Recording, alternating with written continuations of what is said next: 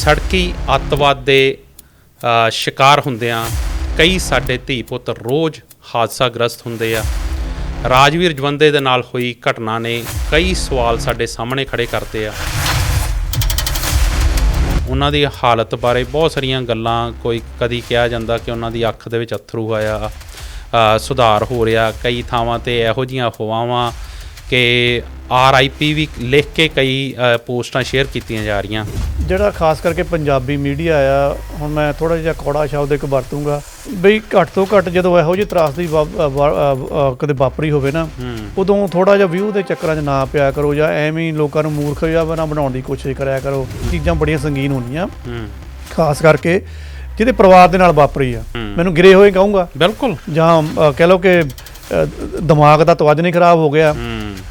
ਇੱਕ ਪਾਸੇ ਉਹਨਾਂ ਦੀ ਥੋੜ੍ਹੀ ਧੁੰਦਲੀ ਜਿਹੀ ਫੋਟੋ ਲਾਤੀ ਕਿ ਹਸਪੀਟਲ 'ਚ ਪਏ ਆ, ਤੇ ਦੂਜੇ ਪਾਸੇ ਉਹਨਾਂ ਦੀ ਜਿਹੜੀ ਲੜਕੀ ਆ, ਛੋਟੀ ਬੱਚੀ ਕਹਿ ਸਕਦੇ ਨਾ ਆਪਾਂ ਉਹਨਾਂ ਨੂੰ, ਉਹਦੇ ਆ ਬਿਲਕੁਲ ਫੇਸ ਮੂਹਰੇ ਬਣਾ ਕੇ ਇਹਨਾਂ ਨੇ ਅਸਲੀ ਫੋਟੋ ਲਾ ਕੇ ਉੱਪਰ ਉਹ ਲਾ ਕੇ ਤੇ ਲਿਖਿਆ ਹੋਇਆ ਜੀ ਮੈਂ ਮੇਰੇ ਪਾਪਾ ਲਈ ਅਰਦਾਸ ਕਰਿਓ, ਮੇਰੇ ਡੈਡੀ ਲਈ ਅਰਦਾਸ ਕਰਿਓ, ਵਾਹਿਗੁਰੂ ਅੱਗੇ ਐਂ ਕਰੋ ਓਂ ਕਰੋ। ਉਹ ਦੱਸੋ, ਤੁਹਾਨੂੰ ਉਹ ਛੋਟੀ ਕੁੜੀ ਆ ਕੇ ਤੁਹਾਨੂੰ ਕੋਈ ਪਰਚਾ ਦੇ ਕੇ ਗਈ ਆ, ਜਾਂ ਉਹਦੇ ਪਰਿਵਾਰ ਨੇ ਕਿਹਾ ਕਿ ਹਾਂ ਜੀ ਇੱਦਾਂ ਇੱਦਾਂ ਕਰੋ? ਉਹਨਾਂ ਨੂੰ ਐਕਚੁਅਲੀ ਮੈਨੂੰ ਲੱਗਦਾ ਕਿ ਆਦਤ ਪੈ ਗਈ ਆ TRP ਦੀ ਦੌੜ ਦੇ ਵਿੱਚ ਲਾਸ਼ਾਂ 'ਤੇ, ਹਾਦਸਿਆਂ 'ਤੇ ਜਿਹੜੀ ਆ TRP ਬਟੋਰਨ ਦੀ।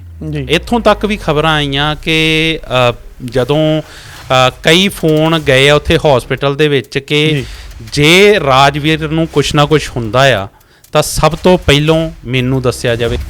ਸੋ ਅੱਜ ਇਸ ਗੱਲ 'ਤੇ, ਕਿਉਂਕਿ ਚਾਹੇ ਅਵਾਰਾ ਪਸ਼ੂ ਹੋਣ, ਚਾਹੇ ਸੜਕਾਂ ਦੀ ਹਾਲਤ ਹੋਵੇ, ਇਹ ਦੋ ਜਿਹੜੀਆਂ ਜ਼ਿੰਮੇਵਾਰ ਮਤਲਬ ਜ਼ਿਆਦਾ ਕਾਰਨ ਹੁੰਦੇ ਆ ਹਾਦਸਿਆਂ ਦੇ। ਉੱਤੇ ਕੀ ਕਹਿਣਾ ਚਾਹੋਗੇ ਕਿ ਸਰਕਾਰਾਂ ਨੂੰ, ਕਿਉਂਕਿ ਇੱਥੇ ਵੀ ਭਗਵੰਤ ਮਾਨ ਸਾਹਿਬ ਵੀ ਪਹੁੰਚੇ, ਹੋਰ ਵੀ ਬਹੁਤ ਸਾਰੇ ਪੋਲੀਟੀਕਲ ਲੀਡਰ ਪਹੁੰਚ ਰਹੇ ਆ, ਪਰ ਕਿਸੇ ਵੱਲੋਂ ਵੀ ਇਹ ਗੱਲ ਨਹੀਂ ਕੀਤੀ ਗਈ ਕਿ ਅਸੀਂ ਇਹ ਮੁੱਦਾ ਜਿਹੜਾ ਚੁੱਕਾਂਗੇ। ਹਾਂਜੀ, ਸਵਾਗਤ ਜੀ ਤੁਹਾਡਾ ਦ ਸਿੱਧੂ ਸ਼ੋਅ ਦੇ ਵਿੱਚ। ਮੈਂ ਹਾਂ ਗੁਰਦੇਵ ਸਿੰਘ ਸਿੱਧੂ, ਅਤੇ ਅੱਜ ਆਪਾਂ ਗੱਲਬਾਤ ਕਰਾਂਗੇ ਇਸ ਪੋਡਕਾਸਟ ਦੇ ਵਿੱਚ ਕਿ ਕਿਸ ਤਰੀਕੇ ਨਾਲ ਸਾਡੇ ਸਰਕਾਰੀ ਤੰਤਰ ਦੀ ਨਲਾਇਕੀ ਨਾਲ ਸੜਕੀ ਅੱਤਵਾਦ ਦੇ ਸ਼ਿਕਾਰ ਹੁੰਦਿਆਂ ਕਈ ਸਾਡੇ ਧੀ ਪੁੱਤ ਰੋਜ਼ ਹਾਦਸਾਗ੍ਰਸਤ ਹੁੰਦੇ ਆ। ਰਾਜਵੀਰ ਜਵੰਦੇ ਦੇ ਨਾਲ ਹੋਈ ਘਟਨਾ ਨੇ ਕਈ ਸਵਾਲ ਸਾਡੇ ਸਾਹਮਣੇ ਖੜੇ ਕਰਤੇ ਆ। ਉਹਨਾਂ 'ਤੇ ਅੱਜ ਚਰਚਾ ਕਰਾਂਗੇ। ਲਸਾੜਾ ਸਾਹਿਬ, ਪਿਆਰ ਭਰੀ ਸਤਿ ਸ਼੍ਰੀ ਅਕਾਲ, ਸਵਾਗਤ ਜੀ ਤੁਹਾਡਾ ਸ਼ੋਅ ਦੇ ਵਿੱਚ। ਸਤਿ ਸ਼੍ਰੀ ਅਕਾਲ ਦੇਵ ਜੀ, ਅਤੇ ਸਾਰੇ ਦਰਸ਼ਕਾਂ ਨੂੰ ਇੱਕ ਵਾਰ ਫਿਰ ਤੋਂ ਆਪਾਂ ਸਵਾਗਤ ਕਹਿੰਦੇ ਹਾਂ ਜੀ। ਲਸਾੜਾ ਸਾਹਿਬ, ਜਿੱਦਾਂ ਮੈਂ ਗੱਲ ਕਰ ਰਿਹਾ ਸੀ ਨਾ ਕਿ ਬੇਸ਼ੱਕ ਇਹ ਮੁੱਦਾ ਤਾਂ ਹਮੇਸ਼ਾ ਸਾਡੇ ਸਾਹਮਣੇ ਰਿਹਾ, ਕਿਉਂਕਿ ਹਰ ਰੋਜ਼ ਜਦੋਂ ਆਪਾਂ ਅਖਬਾਰ ਚੁੱਕਦੇ ਹਾਂ ਤਾਂ ਕਈ ਵਾਰ ਵੱਡੀ ਛੋਟੀ ਖਬਰ ਸਾਡੇ ਸਾਹਮਣੇ ਆਉਂਦੀ ਆ ਕਿ ਅੱਜ ਇੱਕ ਨੌਜਵਾਨ ਸੜਕੀ ਹਾਦਸੇ ਦਾ ਸ਼ਿਕਾਰ ਹੋਇਆ। ਜਦੋਂ 27 ਤਰੀਕ ਨੂੰ ਰਾਜਵੀਰ ਜਵੰਦਾ ਹੁਣੀ ਇਸ ਇੱਕ ਹਾਦਸਾ ਹੁੰਦਾ ਉਹਨਾਂ ਨਾਲ, ਉਸ ਤੋਂ ਬਾਅਦ ਉਸ ਹਾਦਸੇ ਨੇ ਬਹੁਤ ਸਾਰੇ ਸਵਾਲ ਜਿਹੜੇ ਉਹੀ ਘੁਮਾ ਕੇ ਸਾਡੇ ਸਾਹਮਣੇ ਕਰਤੇ ਕਿ ਇਹ ਜਿਹੜਾ ਸੜਕੀ ਅੱਤਵਾਦ ਆ, ਸਾਡੀ ਸਰਕਾਰਾਂ ਦੀ ਨਲਾਇਕੀ ਆ। ਆਖਿਰ ਕਿਉਂ ਨਹੀਂ ਸਾਡੀਆਂ ਸਰਕਾਰਾਂ ਦੇ ਕੰਨਾਂ 'ਤੇ ਜੂੰ ਸਰਕਦੀ?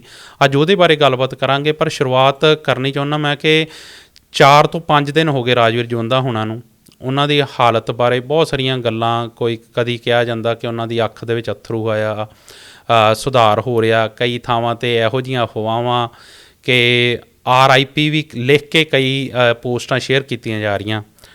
ਉਹਨਾਂ ਦੀ ਹਾਲਾਤ ਇਸ ਵੇਲੇ ਕਿੱਦਾਂ ਦੇ ਆ, ਸੰਬੰਧਿਤ ਇਸ ਵਕਤ ਹਾਲਤ ਉਹਨਾਂ ਦੀ ਕਿੱਦਾਂ ਦੀ ਆ, ਉਹਦੇ ਬਾਰੇ ਗੱਲਬਾਤ ਕਰੀਏ ਆਪਾਂ। ਦੇਵ ਜੀ, ਵੈਸੇ ਤਾਂ ਪੰਜਾਬ ਦੇ ਵਿੱਚ ਪਹਿਲੇ ਸੰਤਾਪ ਬੜੇ ਚੱਲਦੇ ਆ, ਅਤੇ ਇਹ ਜਿਹੜਾ ਦੁਖਦਾਈ ਆਪਾਂ ਘਟਨਾ ਕਹਿ ਸਕਦੇ ਹਾਂ ਕਿ ਉਹਨਾਂ ਦੇ ਨਾਲ ਹਿਮਾਚਲ ਪ੍ਰਦੇਸ਼ ਦੇ ਵਿੱਚ ਸੜਕ ਹਾਦਸਾ ਵਾਪਰਿਆ, ਪਸ਼ੂ ਵਗੈਰਾ, ਬੱਗ ਵਗੈਰਾ ਮੂਹਰੇ ਆਉਣ ਦੇ ਨਾਲ, ਅਤੇ ਇਹਨੇ ਕਾਫੀ ਜ਼ਿਆਦਾ ਚਰਚਾਵਾਂ ਛੇੜ ਦਿੱਤੀਆਂ ਆ। ਅਤੇ ਸਭ ਤੋਂ ਪਹਿਲਾਂ ਤਾਂ ਅਸੀਂ ਆਪਣੇ ਅਦਾਰੇ ਵੱਲੋਂ, ਜਾਂ ਮੈਂ ਆਪਣੇ ਵੱਲੋਂ ਵੀ ਕਾਫੀ ਜਾਣੀ ਇਸ ਚੀਜ਼ ਨੂੰ ਮਹਿਸੂਸ ਕਰਦਾ ਕਿ ਇਹ ਕੋਈ ਪਹਿਲੀ ਵਾਰ ਨਹੀਂ ਹੋਇਆ ਹੈਗਾ। ਅਸੀਂ ਇੱਦਾਂ ਹੀ ਕਈ ਵਾਰ, ਦੇਖੋ ਜਾਨਾਂ ਤਾਂ ਸਾਰੀਆਂ ਹੀ ਕੀਮਤੀ ਹੁੰਦੀਆਂ ਆ, ਪਰ ਜਦੋਂ ਸਾਡਾ ਕੋਈ ਹੋਣਹਾਰ ਜਾਂ ਕੋਈ ਜਿਹੜਾ ਰੋਲ ਮਾਡਲ ਬੰਦਾ ਜਦੋਂ ਇਹਨਾਂ ਚੀਜ਼ਾਂ ਦਾ ਸ਼ਿਕਾਰ ਹੁੰਦਾ ਤਾਂ ਫਿਰ ਅਸੀਂ ਥੋੜ੍ਹਾ ਜਿਹਾ ਗੋਲਾ ਪਾਉਣਾ ਸ਼ੁਰੂ ਕਰ ਦਿੰਦੇ ਹਾਂ। ਅਦਰਵਾਈਜ਼ ਤੁਸੀਂ ਇੰਡੀਆ ਦਾ ਹਿਸਾਬ ਲਾ ਲਓ ਕਿ ਰੋਜ਼ਾਨਾ ਕਿੰਨੇ ਹਾਦਸੇ ਹੁੰਦੇ। ਬਿਲਕੁਲ, ਮੈਂ ਉਹੀ ਗੱਲ ਕਰ ਰਿਹਾ ਸੀ ਕਿ ਹਰ ਰੋਜ਼ ਜਦੋਂ ਅਖਬਾਰ ਚੁੱਕੀ ਹੈ ਨਾ, ਅਤੇ ਮੈਂ ਅੱਗੇ ਵੀ ਬੜੀ ਵਾਰ ਗੱਲ ਕੀਤੀ ਆ, ਮੇਰੇ ਪੇਰੈਂਟਸ ਵੀ ਇੱਕ ਐਕਸੀਡੈਂਟ ਕਰਕੇ ਇਸ ਦੁਨੀਆ ਤੋਂ ਗਏ ਆ। ਪਤਾ ਨਹੀਂ ਕਿੰਨੇ ਕੁ ਪਰਿਵਾਰ ਇਸ ਸੜਕੀ ਅੱਤਵਾਦ ਦਾ ਸ਼ਿਕਾਰ ਹੁੰਦੇ ਆ ਤਾਂ ਹਮੇਸ਼ਾ ਲਈ ਤਬਾਹ ਹੋ ਜਾਂਦੇ ਆ। ਪਰ ਜਦੋਂ ਕੋਈ ਨਾ ਕੋਈ ਵੱਡਾ ਨਾਮ ਇਸ ਹਾਦਸੇ ਨਾਲ ਜੁੜਦਾ ਤਾਂ ਇੱਕ ਲਹਿਰ ਬਣਦੀ ਆ। ਰਾਜਵੀਰ ਜਵੰਦਾ ਹੁਣਾਂ ਦੇ ਨਾਲ ਜਦੋਂ ਇਹ ਘਟਨਾ ਵਾਪਰੀ ਆ ਤਾਂ ਮੈਨੂੰ ਲੱਗਦਾ ਕਿ ਦੇਸ਼ ਦੁਨੀਆ ਦੇ ਵਿੱਚ ਬੈਠੇ ਹਰ ਕੋਨੇ 'ਤੇ ਬੈਠੇ ਪੰਜਾਬੀ ਨੇ ਅਰਦਾਸ ਕੀਤੀ ਆ ਅਤੇ ਨਾਲ ਦੀ ਨਾਲ ਸਵਾਲ ਖੜ੍ਹਾ ਕੀਤਾ ਕਿ ਆਖਰ ਇਹ ਪਸ਼ੂਆਂ ਕਰਕੇ ਜਾਂ ਸੜਕਾਂ ਕਰਕੇ ਕਿੰਨੇ ਹੋਰ ਜਿਹੜੇ ਸਾਡੇ ਪੋਤੇ ਆ ਧੀਆਂ ਆ ਇਸ ਤਰੀਕੇ ਨਾਲ ਹਾਦਸਾ ਗ੍ਰਸਤ ਹੁੰਦੇ ਰਹਿਣਗੇ। ਦੇਖੋ, ਤੁਸੀਂ ਸਭ ਤੋਂ ਪਹਿਲਾਂ ਤਾਂ ਪੁੱਛਿਆ ਕਿ ਉਹਨਾਂ ਦੇ ਹਾਲਾਤ ਕਿਹੋ ਜਿਹੇ ਨੇ। ਜੇ ਹੁਣ 4-5 ਦਿਨਾਂ ਦੀ ਆਪਾਂ ਸਾਰੀ ਰਿਪੋਰਟ ਦੇਖੀਏ ਜੀ, ਉਹਦੇ ਵਿੱਚ ਸਭ ਤੋਂ ਪਹਿਲਾਂ ਤਾਂ ਮੈਂ ਇਹ ਕਹਾਂਗਾ ਕਿ ਜਿਹੜਾ ਖਾਸ ਕਰਕੇ ਪੰਜਾਬੀ ਮੀਡੀਆ ਆ, ਹੁਣ ਮੈਂ ਥੋੜ੍ਹਾ ਜਿਹਾ ਕੌੜਾ ਸ਼ਬਦ ਇੱਕ ਵਰਤੂੰਗਾ ਬਈ ਘੱਟ ਤੋਂ ਘੱਟ ਜਦੋਂ ਇਹੋ ਜਿਹੀ ਤਰਾਸਦੀ ਕਦੇ ਵਾਪਰੀ ਹੋਵੇ ਨਾ, ਉਦੋਂ ਥੋੜ੍ਹਾ ਜਿਹਾ ਵਿਊ ਦੇ ਚੱਕਰਾਂ 'ਚ ਨਾ ਪਿਆ ਕਰੋ ਜਾਂ ਐਵੇਂ ਹੀ ਲੋਕਾਂ ਨੂੰ ਮੂਰਖ ਜਿਹਾ ਨਾ ਬਣਾਉਣ ਦੀ ਕੋਸ਼ਿਸ਼ ਕਰਿਆ ਕਰੋ ਜਾਂ ਹਮਦਰਦੀ ਲਪੇਟ ਕੇ ਤੁਸੀਂ ਵਿਊ ਬਣਾਉਣ ਦੀ ਕੋਸ਼ਿਸ਼ ਨਾ ਕਰਿਆ ਕਰੋ। ਇਹ ਚੀਜ਼ਾਂ ਬੜੀਆਂ ਸੰਗੀਨ ਹੁੰਦੀਆਂ, ਖਾਸ ਕਰਕੇ ਜਿਹਦੇ ਪਰਿਵਾਰ ਦੇ ਨਾਲ ਵਾਪਰੀ ਆ। ਇਹ ਪਰਿਵਾਰ ਨੂੰ ਪਤਾ ਕਿ ਜਦੋਂ ਕੋਈ ਬੰਦਾ ਖੁੱਸ ਜਾਂਦਾ ਆ ਜਾਂ ਖੁੱਸਣ ਕਿਨਾਰੇ ਹੁੰਦਾ ਆ ਤਾਂ ਸਥਿਤੀਆਂ ਕਿਹੋ ਜਿਹੀਆਂ ਹੁੰਦੀਆਂ ਆ। ਸੋਸ਼ਲ ਮੀਡੀਆ ਦੇ ਉੱਪਰ ਸਵੇਰੇ ਜਿੱਦਾਂ ਹੀ ਉਹ ਥੋੜ੍ਹਾ ਮੈਂ ਖੋਲ੍ਹ ਕੇ ਦੇਖਿਆ ਕਿ ਦੇਖੀ ਹਾਲਾਤ ਕੀ ਹੈ, ਕਿਉਂਕਿ ਜ਼ਿਆਦਾਤਰ ਜਿਹੜੇ ਲੋਕ ਨੇ ਉਹਨਾਂ ਨੇ ਇਹ ਦੇਖਣਾ ਹੁੰਦਾ ਕਿ ਸੋਸ਼ਲ ਮੀਡੀਆ 'ਤੇ ਜਾਂ ਬਾਕੀ ਹੋਰ ਕਿਤੇ ਆਲੇ ਦੁਆਲੇ ਕੀ ਚੱਲਣ ਡਿਆ। ਅਸੀਂ ਚੰਗੀਆਂ ਅਖਬਾਰਾਂ ਵਗੈਰਾ ਤਾਂ ਦੇਖਦੇ ਹੀ ਨਹੀਂ ਹੈਗੇ, ਨਾ ਹੀ ਚੰਗੇ ਰਿਪੋਰਟਰਾਂ ਨੂੰ ਸੁਣਦੇ ਹਾਂ। ਸੋਸ਼ਲ ਮੀਡੀਆ ਦੇਖਣਾ ਕਿ ਫਲਾਣੇ ਕੀ ਪਤਾ ਉਹਦੇ ਹਿਸਾਬ ਨਾਲ ਅਸੀਂ ਆਪਣੇ ਵਿਊ ਪੁਆਇੰਟ ਬਣਾ ਲੈਂਦੇ ਹਾਂ। ਕੋਈ ਈਜ਼ੀ ਹੁੰਦਾ ਨਾ ਕਿ ਫੇਸਬੁੱਕ ਖੋਲ੍ਹੀ, ਇੰਸਟਾਗ੍ਰਾਮ ਖੁੱਲ੍ਹਿਆ, ਸਭ ਕੁਝ ਸਾਹਮਣੇ, ਰੀਲਾਂ ਦੀ ਆਦਤ ਪੈ ਗਈ ਸਾਨੂੰ ਜੀ। ਖਬਰਾਂ ਪੜ੍ਹਨੀਆਂ ਪੈਂਦੀਆਂ, ਰੀਲਾਂ ਆਪਣੇ ਆਪ ਆ ਜਾਂਦੀਆਂ ਸਾਹਮਣੇ ਜੀ। ਬਿਲਕੁਲ। ਅਤੇ ਸਵੇਰੇ ਤੁਸੀਂ ਹਿਸਾਬ ਲਾ ਲਓ ਕਿ ਥੋੜ੍ਹੀ ਨਮੋਸ਼ੀ ਮੈਨੂੰ ਇਸ ਗੱਲ ਦੀ ਹੋਈ ਆ ਕਿ ਪੋਸਟ ਕਿਸੇ ਨੇ ਬਣਾਈ ਹੋਈ ਆ, ਚਲੋ ਮੈਂ ਅਦਾਰੇ ਦਾ ਨਾਂ ਨਹੀਂ ਲੈਣਾ, ਅਦਾਰਾ ਹੀ ਆ ਉਹ, ਇਹ ਨਹੀਂ ਕਿ ਕੋਈ ਮਾੜਾ ਧੀਰਾ ਬੰਦਾ, ਅਦਾਰਾ ਜਿਹਦੇ ਪੇਜ ਪੂਜ ਬਣਾਏ ਹੁੰਦੇ ਆ। ਇੱਕ ਪਾਸੇ ਉਹਨਾਂ ਦੀ ਰਾਜਵੀਰ ਦੀ ਫੋਟੋ ਲਗਾਈ ਹੋਈ ਆ, ਜਿਹੜਾ ਉੱਥੇ ਪਏ ਆ, ਪਤਾ ਨਹੀਂ ਐਡਿਟ ਕੀਤੀ, ਪਤਾ ਨਹੀਂ ਕਿਸ ਤਰ੍ਹਾਂ ਦੀ ਕੀਤੀ ਹੈ ਨਾਲ ਉਹਨਾਂ ਦੀ। ਹੁਣ ਤੇ AI ਨਾਲ ਬਹੁਤ ਕੁਛ ਬਣ ਜਾਂਦਾ ਸਾਡਾ ਸਭ, ਜਿਸ ਤਰੀਕੇ ਨਾਲ ਕਈ ਦੂਜੇ ਤੀਜੇ ਦਿਨ ਤੋਂ ਹੀ ਇੱਦਾਂ ਦੀਆਂ ਵੀਡੀਓਜ਼ ਆਉਣ ਲੱਗ ਪਈਆਂ ਕਿ ਰਾਜਵੀਰ ਨੇ ਲੱਤ ਹਿਲਾਈ, ਡਾਕਟਰ ਚੈੱਕ ਕਰ ਰਹੇ ਆ, ਬਹੁਤ ਕੁਛ AI ਨਾਲ ਹੋਣ ਲੱਗ ਪਿਆ। ਸੋ ਇਹ ਕਹਿਣਾ ਤਾਂ ਮੈਨੂੰ ਲੱਗਦਾ ਕਿ ਬਹੁਤ ਜ਼ਿਆਦਾ ਹੁਣ ਔਖਾ ਹੋ ਗਿਆ ਕਿ ਅਥੈਂਟੀਕੇਟ ਜਿਹੜੀ ਵੀਡੀਓ ਕਿਹੜੀ ਆ। ਹਾਲਾਂਕਿ ਇਹ ਤਾਂ ਸਾਰੀਆਂ ਹੀ ਫੇਕ ਆ, ਉਹ ਤਾਂ ਆਪਾਂ ਕਿਉਂਕਿ ਆਪਾਂ ਨੂੰ ਜਿਹੜੀ ਰਾਜਵੀਰ ਜਵੰਦਾ ਹੁਣਾਂ ਦੀ ਹਾਲਤ ਬਾਰੇ ਪਤਾ ਆ, ਪਰ ਜਦੋਂ ਆਪਾਂ ਬਹੁਤ ਸਾਰੀ ਸਕਰੋਲਿੰਗ ਕਰਦੇ ਤਾਂ ਬਹੁਤ ਸਾਰੀਆਂ ਸਾਡੇ ਸਾਹਮਣੇ ਵੀਡੀਓਜ਼ ਇੱਦਾਂ ਹੁੰਦੀਆਂ ਜਿਹੜੀਆਂ ਬਹੁਤ ਸਾਰੀਆਂ ਫੇਕ ਹੁੰਦੀਆਂ। ਦੇਖੋ, ਪਹਿਲੀ ਗੱਲ ਤਾਂ ਇਹ ਕਿ ਜਿੰਨੀਆਂ ਵੀਡੀਓ ਆ ਰਹੀਆਂ ਉਹਨਾਂ 'ਚ ਕੋਈ ਵੀ ਅਸਲੀ ਨਹੀਂ ਹੈਗੀ। ਮੈਂ ਸਾਫ਼ ਸਪਸ਼ਟ ਸ਼ਬਦਾਂ 'ਚ ਕਹਿ ਦਿੰਦਾ, ਹਸਪੀਟਲ ਤੋਂ ਇੱਦਾਂ ਕੋਈ ਵੀਡੀਓ ਨਹੀਂ ਬਣਾਈ ਜਾਂਦੀ ਹੈਗੀ। ਦੂਸਰਾ, ਜਿਹਦੀ ਮੈਂ ਗੱਲ ਕਰਦਾ ਸੀਗਾ ਕਿ ਅਸੀਂ ਕਿਸ ਹੱਦ ਤੱਕ ਗਿਰੇ ਹੋਏ ਹਾਂ, ਮੈਨੂੰ ਗਿਰੇ ਹੋਏ ਕਹੂੰਗਾ ਬਿਲਕੁਲ, ਜਾਂ ਕਹਿ ਲਓ ਕਿ ਦਿਮਾਗ ਦਾ ਤਵੱਜਨ ਹੀ ਖਰਾਬ ਹੋ ਗਿਆ। ਇੱਕ ਪਾਸੇ ਉਹਨਾਂ ਦੀ ਥੋੜ੍ਹੀ ਧੁੰਦਲੀ ਜਿਹੀ ਫੋਟੋ ਲਾਤੀ ਕਿ ਹਸਪੀਟਲ 'ਚ ਪਏ ਆ, ਤੇ ਦੂਜੇ ਪਾਸੇ ਉਹਨਾਂ ਦੀ ਜਿਹੜੀ ਲੜਕੀ ਆ, ਛੋਟੀ ਬੱਚੀ ਕਹਿ ਸਕਦੇ ਨਾ ਆਪਾਂ ਉਹਨਾਂ ਨੂੰ, ਉਹਦੇ ਬਿਲਕੁਲ ਫੇਸ ਮੂਹਰੇ ਬਣਾ ਕੇ ਇਹਨਾਂ ਨੇ ਅਸਲੀ ਫੋਟੋ ਲਾ ਕੇ ਉੱਪਰ ਉਹ ਲਾ ਕੇ ਤੇ ਲਿਖਿਆ ਹੋਇਆ ਜੀ ਮੇਰੇ ਪਾਪਾ ਲਈ ਅਰਦਾਸ ਕਰਿਓ, ਮੇਰੇ ਡੈਡੀ ਲਈ ਅਰਦਾਸ ਕਰਿਓ, ਵਾਹਿਗੁਰੂ ਅੱਗੇ ਐਂ ਕਰੋ ਓਂ ਕਰੋ। ਉਹ ਦੱਸੋ, ਤੁਹਾਨੂੰ ਉਹ ਛੋਟੀ ਕੁੜੀ ਆ ਕੇ ਤੁਹਾਨੂੰ ਕੋਈ ਪਰਚਾ ਦੇ ਕੇ ਗਈ ਆ ਜਾਂ ਉਹਦੇ ਪਰਿਵਾਰ ਨੇ ਕਿਹਾ ਕਿ ਹਾਂ ਜੀ ਇੱਦਾਂ ਕਰੋ? ਮਤਲਬ ਕਿ ਸਭ ਤੋਂ ਪਹਿਲਾਂ ਤਾਂ ਇਹਨਾਂ ਚੀਜ਼ਾਂ ਤੋਂ ਥੋੜ੍ਹੇ ਫਾਰਗ ਹੋਵੋ। ਇੱਦਾਂ ਦੀਆਂ ਸਥਿਤੀਆਂ ਦੇ ਵਿੱਚ ਆਹ ਕੁਛ ਨਹੀਂ ਕਰੀਦਾ ਹੁੰਦਾ। ਚਲੋ ਛੱਡੋ, ਕਰਨੇ ਵਾਲਿਆਂ ਨੇ ਕਰ ਲੈਣਾ। ਤੁਸੀਂ ਪੁੱਛਿਆ ਕਿ ਸਥਿਤੀਆਂ ਕਿਹੋ ਜਿਹੀਆਂ ਆ। ਸੋਸ਼ਲ ਮੀਡੀਆ ਦੇ ਉੱਪਰ ਤੁਹਾਨੂੰ ਸਥਿਤੀ ਦਾ ਅਜੇ ਤੱਕ ਦੇਵ ਜੀ ਬਿਲਕੁਲ ਨਹੀਂ ਪਤਾ ਲੱਗੂਗਾ ਵੀ ਸਥਿਤੀਆਂ ਹੈ ਕੀ ਆ। ਸਿਰਫ ਤੁਸੀਂ ਸਥਿਤੀ ਦਾ ਅੰਦਾਜ਼ਾ ਇਹ ਲਾ ਸਕਦੇ ਆ ਕਿ ਹਸਪੀਟਲ ਨੇ ਜਿਹੜਾ ਉਹਦੇ ਨਾਲ ਡਾਕਟਰੀ ਅਮਲਾ ਆ, ਉਹਨਾਂ ਨੇ ਹੁਣ ਤੱਕ 2 ਰਿਪੋਰਟਾਂ ਦਿੱਤੀਆਂ। ਬਿਲਕੁਲ, ਉਹਨਾਂ 2 ਰਿਪੋਰਟਾਂ ਜੇ ਤੁਸੀਂ ਜਿਹੜਾ ਗੰਭੀਰਤਾ ਨਾਲ ਦੇਖੋਗੇ ਤਾਂ ਇਹ ਲੱਗੂਗਾ ਉਹਨਾਂ 'ਚ ਕੋਈ ਫਰਕ ਨਹੀਂ ਹੈਗਾ। ਲਗਭਗ 19-21 ਗੱਲ ਉਹੀ ਲਿਖੀ ਹੋਈ ਆ। ਹੁਣ ਆਉਂਦੇ ਆ ਕਿ ਅਸੀਂ ਜਦੋਂ ਰਿਪੋਰਟ ਕੱਢਣੀ ਹੁੰਦੀ ਆ ਜਾਂ ਆਪਣੇ ਪੱਤਰਕਾਰ ਭਾਈਚਾਰੇ 'ਚੋਂ ਰਿਪੋਰਟ ਬਣਾਉਣੀ ਹੁੰਦੀ ਆ, ਤੇ ਅਸੀਂ ਉਹ ਸੋਸ਼ਲ ਮੀਡੀਆ ਨੂੰ ਨਹੀਂ ਖੰਗਾਲਦੇ। ਜੋ ਡਾਕਟਰ ਬੋਲਦੇ ਨੇ ਜਾਂ ਹਸਪੀਟਲ ਰਿਪੋਰਟ ਆਈ ਆ ਉਹਨੂੰ ਜ਼ਰੂਰ ਮੱਦੇਨਜ਼ਰ ਰੱਖੀਦਾ, ਲੇਕਿਨ ਅਸਲ ਦੇ ਵਿੱਚ ਕੀ ਹੋ ਰਿਹਾ, ਕਿਉਂਕਿ ਡਾਕਟਰਾਂ ਦੇ ਉੱਪਰ ਵੀ ਤਾਂ ਪ੍ਰੈਸ਼ਰ ਹੋਏਗਾ। ਉਹ ਵੀ ਨਹੀਂ ਚਾਹੁੰਗੇ ਕਿ ਇੱਕਦਮ ਕੋਈ ਇਹੋ ਜਿਹੀ ਖਬਰ ਦੇ ਦੇ ਤੇ ਬਾਹਰ ਹੋ ਹੱਲਾ ਹੋ ਜਾਵੇ। ਫਿਲਹਾਲ ਦੀ ਜੋ ਸਿਚੁਏਸ਼ਨ ਹੈ, ਜਿਹਨੂੰ 2 ਸ਼ਬਦਾਂ ਦੱਸਾਂ ਤਾਂ ਉਹ ਇਹ ਆ ਕਿ ਜਿਵੇਂ ਦੀ ਸਿਚੁਏਸ਼ਨ ਸਟਾਰਟਿੰਗ 'ਚ ਸੀਗੀ ਉਹੀ ਸਿਚੁਏਸ਼ਨ ਆ।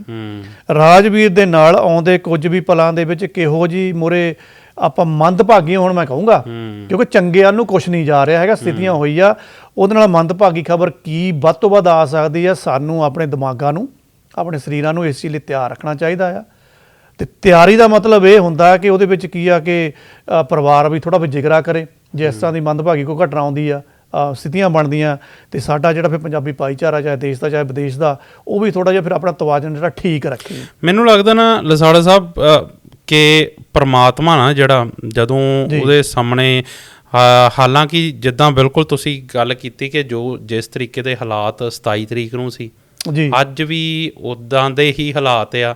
ਕੱਲ੍ਹ ਕਨਵਰ ਗਰੇਵਾਲ ਹੋਣਾ ਵੱਲੋਂ ਵੀ ਵੀਡੀਓਜ਼ ਬਣਾਈਆਂ ਗਈਆਂ, ਉਹਨਾਂ ਨੇ ਵੀ ਕਿਹਾ ਕਿ ਜਿਹੜੀ ਅਜੇ ਬਹੁਤ ਅਹਿਮ ਰਾਤ ਆ, ਬਹੁਤ ਅਰਦਾਸਾਂ ਦੀ ਲੋੜ ਆ। ਪਰ ਉੱਪਰ ਜਿਹੜਾ ਬੈਠਾ ਅਕਾਲ ਪੁਰਖ ਹੈ ਨਾ, ਉਹਦੇ ਸਾਹਮਣੇ ਇੰਨੀਆਂ ਕੁ ਅਰਦਾਸਾਂ ਹੋ ਰਹੀਆਂ, ਮੈਨੂੰ ਲੱਗਦਾ ਕਿ ਜਵੰਦੇ ਹੋਣਾ ਨੂੰ ਖੁਦ ਨੂੰ ਨਹੀਂ ਪਤਾ ਹੋਣਾ ਕਿ ਇੰਨੇ ਲੋਕ ਉਹਨਾਂ ਨੂੰ ਪਿਆਰ ਕਰਦੇ ਆ।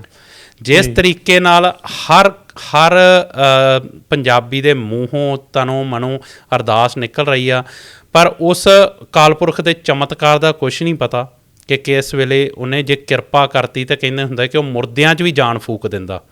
ਸੋ ਆਪਾਂ ਨੂੰ ਉਮੀਦ ਨਹੀਂ ਛੱਡਣੀ ਚਾਹੀਦੀ, ਪਰ ਹਾਂ ਸਥਿਤੀਆਂ ਇਸ ਵਕਤ ਬਹੁਤ ਚਿੰਤਾਜਨਕ ਆ।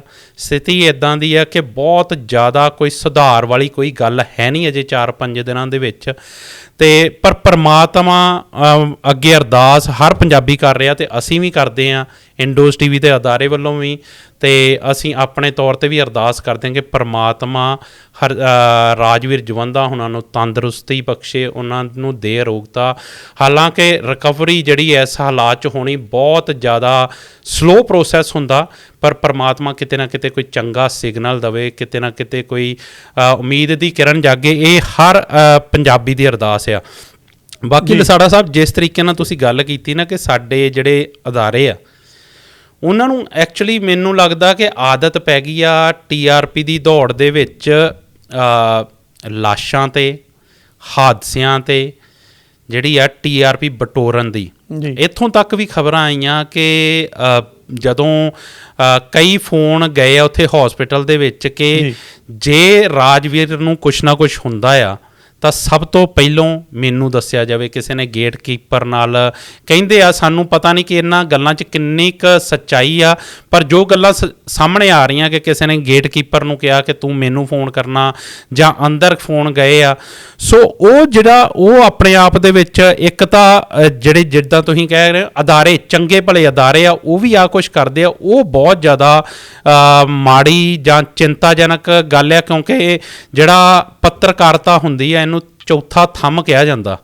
ਪਰ ਜੇ ਉਹ ਵੀ TRP ਜਾਂ ਵਿਊਜ਼ ਦੇ ਚੱਕਰਾਂ ਦੇ ਵਿੱਚ ਪਾਏ ਜਾਏ ਤਾਂ ਫਿਰ ਕਿਤੇ ਨਾ ਕਿਤੇ ਸਾਨੂੰ ਸੋਚਣਾ ਪਊਗਾ। ਅਤੇ ਨਾਲ ਦੀ ਨਾਲ ਸਾਡੇ ਲੋਕਾਂ ਦੀ ਵੀ ਮਾਨਸਿਕਤਾ, ਵਾਰ-ਵਾਰ ਅਸੀਂ ਨਾ ਕਹਿੰਦੇ ਹੁੰਦੇ ਹਾਂ ਕਿ ਅਸੀਂ ਪੰਜਾਬੀ ਹੁੰਦੇ ਹਾਂ, ਅਸੀਂ ਹਾਲਾਂਕਿ ਹੁਣ ਹੜ੍ਹ ਵੀ ਹੋਏ, ਮਾਫ਼ ਕਰੇ ਥੋੜ੍ਹੀ ਗੱਲ ਲੰਮੀ ਆ, ਪਰ ਹੜ੍ਹਾਂ ਤੋਂ ਬਾਅਦ ਜਿਸ ਤਰੀਕੇ ਨਾਲ ਪੰਜਾਬੀਆਂ ਨੇ ਇੱਕ ਦੂਜੇ ਨਾਲ ਮੋਢੇ ਨਾਲ ਮੋਢਾ ਲਾ ਕੇ ਅਤੇ ਚੜ੍ਹਦੀ ਕਲਾ ਦਾ ਸਬੂਤ ਦਿੱਤਾ, ਉਹ ਵਾਕਈ ਕਾਬਲੇ ਤਾਰੀਫ ਹੈ। ਪਰ ਜਦੋਂ ਇਸ ਤਰੀਕੇ ਦਾ ਕੋਈ ਹਾਦਸਾ ਹੁੰਦਾ, ਉਦੋਂ ਵੀ ਸਾਨੂੰ ਦਿਸਦਾ ਕਿ ਕਿਸ ਤਰੀਕੇ ਨਾਲ ਉਹ ਵੀ ਪੰਜਾਬੀ ਹੁੰਦੇ ਆ, ਜਿਹੜੇ ਸਿਰਫ ਵਿਊਆਂ ਦੇ ਚੱਕਰਾਂ ਦੇ ਵਿੱਚ AI 'ਤੇ ਵੀਡੀਓਜ਼ ਬਣਾਉਂਦੇ ਆ ਕਿ ਰਾਜਵੀਰ ਨੂੰ ਆਹ ਹੋ ਗਿਆ, ਰਾਜਵੀਰ ਨੂੰ ਉਹ ਹੋ ਗਿਆ, RIP ਲਿਖ ਕੇ ਅਤੇ ਪਾ ਰਹੇ ਆ ਵੀਡੀਓ। ਸੋ ਕਿਤੇ ਨਾ ਕਿਤੇ ਸਾਨੂੰ ਆਪਣੀ ਮਾਨਸਿਕਤਾ 'ਤੇ ਕੰਮ ਕਰਨਾ ਪੈਣਾ ਕਿ ਅਸੀਂ ਹਰ ਵੇਲੇ ਇਹ ਵਿਊਜ਼ ਦੇ ਚੱਕਰਾਂ 'ਚ, TRP ਦੇ ਚੱਕਰਾਂ 'ਚ ਹੀ, ਕਿਉਂਕਿ ਤੁਸੀਂ ਇਹ ਸੋਚੋ ਕਿ ਜਦੋਂ ਖਬਰਾਂ ਰਾਜਵੀਰ ਦੇ ਪਰਿਵਾਰ ਦੇ ਸਾਹਮਣੇ ਜਾਂਦੀਆਂ ਹੋਣਗੀਆਂ, ਉਹਨਾਂ 'ਤੇ ਕੀ ਬੀਤਦੀ ਹੋਊਗੀ। ਜੀ ਦੇਵ ਜੀ, ਥੋੜ੍ਹਾ ਜਿਹਾ ਇਹਦੇ ਵਿੱਚ ਮੈਂ ਟੈਕਨੀਕਲੀ ਹੋਰ 2 ਚੀਜ਼ਾਂ ਪਾਉਣਾ। ਮੈਨੂੰ ਨਹੀਂ ਲੱਗਦਾ, ਮੈਂ ਚਲੋ ਇਹ ਤਾਂ ਨਹੀਂ ਕਹਿੰਦਾ ਵੀ ਕਿਤੇ ਡਿਸਕਸ ਨਹੀਂ ਹੋਈਆਂ ਹੋਣਗੀਆਂ। ਹੋ ਸਕਦਾ ਕੋਈ ਜਿਹੜੇ ਸੁਹਿਰਦ ਅਦਾਰੇ ਹੋਣਗੇ ਜਾਂ ਸੁਹਿਰਦ ਪੱਤਰਕਾਰ ਹੋਣਗੇ, ਉਹਨਾਂ ਨੇ ਇਸ ਚੀਜ਼ ਨੂੰ ਗੰਭੀਰਤਾ ਨਾਲ ਜ਼ਰੂਰ ਲਿਆ ਹੋਊਗਾ। ਆਪਾਂ ਉਹਨਾਂ ਨੂੰ ਸ਼ਾਬਾਸ਼ ਦਿੰਦੇ ਹਾਂ ਜਿਨ੍ਹਾਂ ਨੇ ਪਹਿਲਾਂ ਲਿਆ। ਆਪਣੇ ਵੱਲੋਂ ਮੈਂ ਪਾਉਣ ਦੀ ਕੋਸ਼ਿਸ਼ ਕਰਦਾ ਜੀ। ਪਹਿਲੀ ਗੱਲ ਤਾਂ ਇਹ ਆ ਵੀ ਜਦੋਂ ਤੁਸੀਂ ਅਰਦਾਸ ਦੀ ਗੱਲ ਕੀਤੀ ਆ, ਸਾਡਾ ਜਿਹੜਾ ਸਿੱਖਿਜ਼ਮ ਆ, ਅਸੀਂ ਇਸ ਚੀਜ਼ 'ਤੇ ਭਰੋਸਾ ਕਰਦੇ ਹਾਂ, ਗੁਰੂ 'ਤੇ ਭਰੋਸਾ ਕਰਦੇ ਹਾਂ ਕਿ ਅਸੀਂ ਜਦੋਂ ਨਿੱਠ ਕੇ ਉਸ ਚੀਜ਼ ਦੀ ਅਰਦਾਸ ਕਰਦੇ ਹਾਂ ਅਤੇ ਸਾਡੇ ਜ਼ਿਹਨਾਂ 'ਚ ਹੁੰਦਾ ਕਿ ਸ਼ਾਇਦ ਕਿ ਅਸੀਂ ਯਕੀਨ ਕਰਦੇ ਹਾਂ ਕਿ ਗੁਰੂ ਅਰਦਾਸ 'ਚ ਬਹੁਤ ਤਾਕਤ ਆ, ਵੀ ਉਹਦੇ ਨਾਲ ਕੋਈ ਨਾ ਕੋਈ ਸੁਧਾਰ ਹੋ ਸਕਦਾ। ਬਿਲਕੁਲ। ਦੇਖੋ, ਜੇ ਇਸ ਸਥਿਤੀ ਦੇ ਵਿੱਚ, ਠੀਕ ਹੈ ਜੀ, ਤੁਸੀਂ ਜਾਣਦੇ ਹੋ ਇੱਕ ਜਿਹੜੇ ਕਾਰਾਂ ਦੀਆਂ ਦੌੜਾਂ ਹੁੰਦੀਆਂ, ਫਾਰਮੂਲਾ 1 ਕਾਰਾਂ ਦੀਆਂ, ਉਹ ਪਤਲੰਗੀਆਂ ਜਿਹੀਆਂ ਕਾਰਾਂ, ਮਾਈਕਲ ਸ਼ੂਮੇਕਰ ਹੁੰਦਾ ਸੀ, ਉਹ ਫਰਾਰੀ ਦੌੜਾਉਂਦਾ ਹੁੰਦਾ। ਬਿਲਕੁਲ ਬਿਲਕੁਲ। ਉਹਦੇ ਵੀ ਤਕਰੀਬਨ ਨਾ ਇੱਦਾਂ ਦੀਆਂ ਸੱਟਾਂ ਲੱਗੀਆਂ ਸੀਗੀਆਂ, ਅਤੇ ਉਦੋਂ ਵੀ ਐਂ ਲੱਗਦਾ ਸੀਗਾ ਵੀ ਸ਼ੂਮੇਕਰ ਨਹੀਂ ਬਚਦਾ, ਵੀ ਜਿਸ ਤਰ੍ਹਾਂ ਉਹ ਬਿੰਨਿਆ ਗਿਆ ਆ।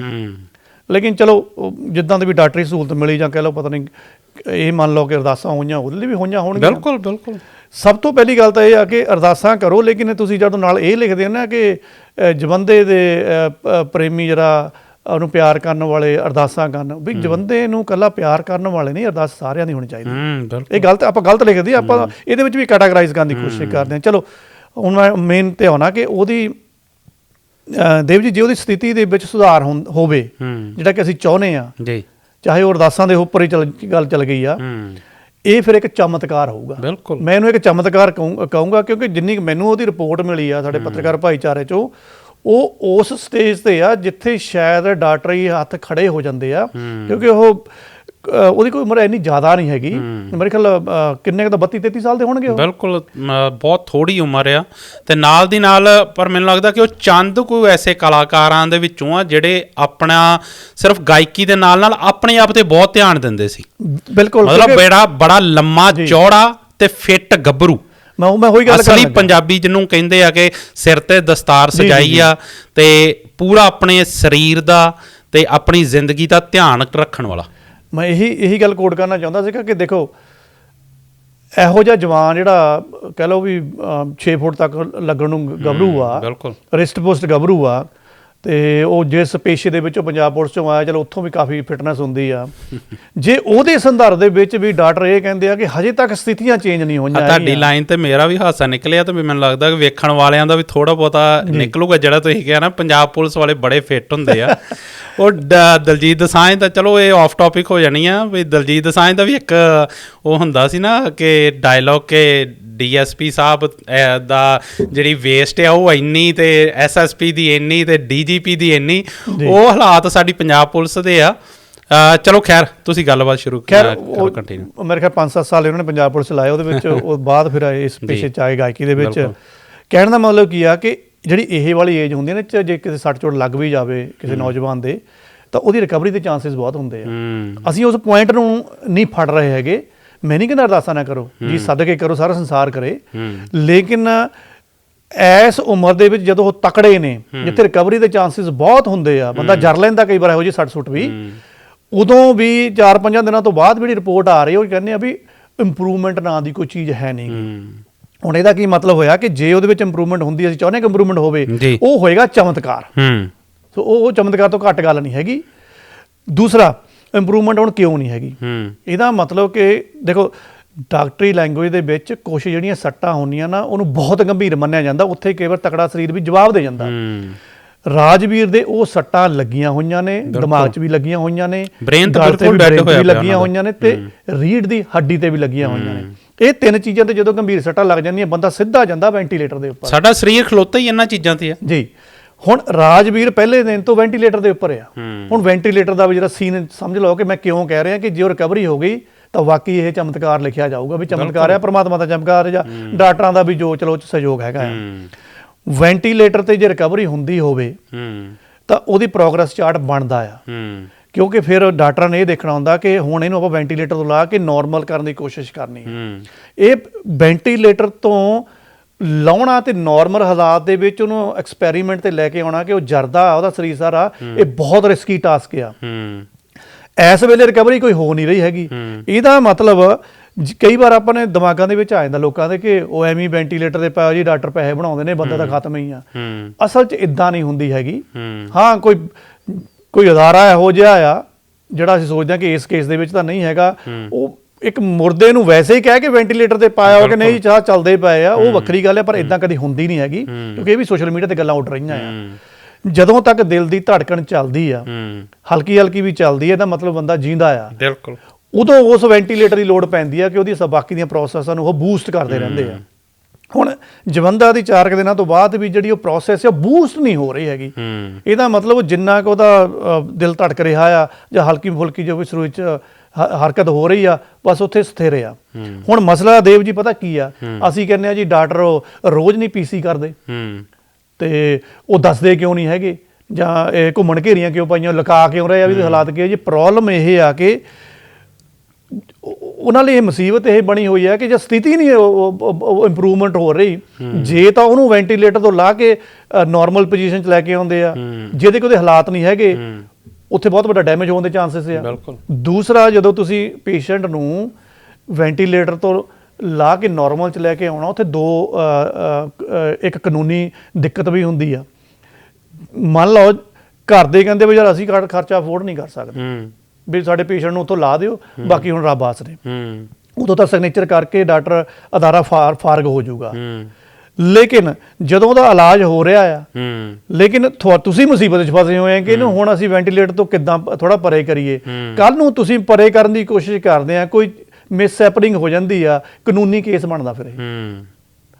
ਚਲੋ ਖੈਰ, ਬਿਲਕੁਲ ਬਹੁਤ ਸਾਰੀਆਂ ਅਫਵਾਹਾਂ ਵੀਡੀਓਜ਼ ਦਾ ਜਿਹੜਾ ਦੌਰ ਹੈ ਉਹ ਚੱਲ ਰਿਹਾ, ਪਰ ਜਿੱਦਾਂ ਤੁਸੀਂ ਗੱਲ ਕੀਤੀ ਕਿ ਫਿਲਹਾਲ ਕੋਈ ਜ਼ਿਕਰਯੋਗ ਜਿਹੜੀ ਇੰਪਰੂਵਮੈਂਟ ਆ ਉਹਨਾਂ ਦੇ 5 ਦਿਨਾਂ ਦੇ ਵਿੱਚ ਨਹੀਂ ਆਈ।